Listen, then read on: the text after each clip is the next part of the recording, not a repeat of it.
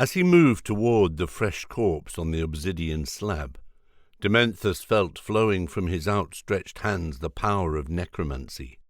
As he laid his hands upon the body, he uttered the black tongue in a fevered pitch. Semetnus Ra, Thumpus Ra, Lorith Nadar. His mind channeled the dark forces of unlife into the remains, and he watched with fiendish eyes the thing convulse back into a crude form of existence, birthed in blood and offal. The creature, who in life had been his apprentice, struggled to rise from the black stone slab. Dementhus addressed his former student. "Do you know who I am?" The thing's milky eyes moved toward the necromancer's voice. It took a step forward, its tongue lolled inside its ruined mouth like that of a rabid dog's.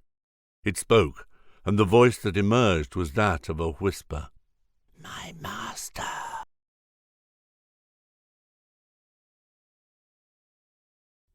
"Dangerous deed, laying down gold in a place such as this," Dram said as he set his flagon back on the tavern table.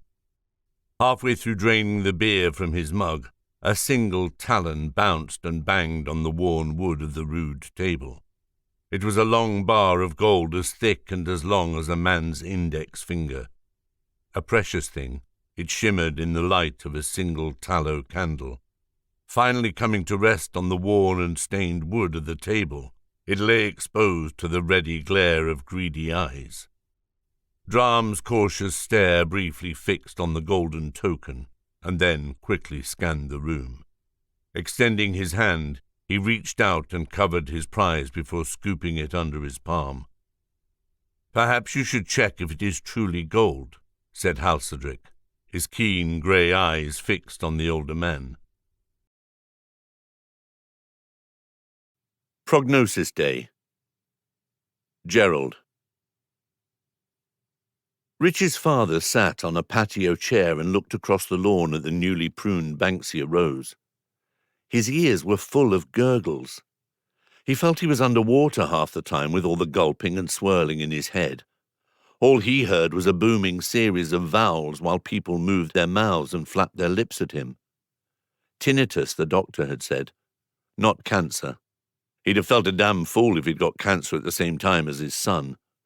Same symptoms, but his were just the result of old age. Nothing to worry about, one of those things.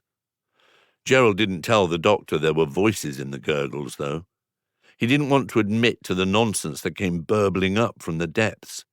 Conjugations of cod Latin verbs, nursery rhymes that no child would ever want to hear.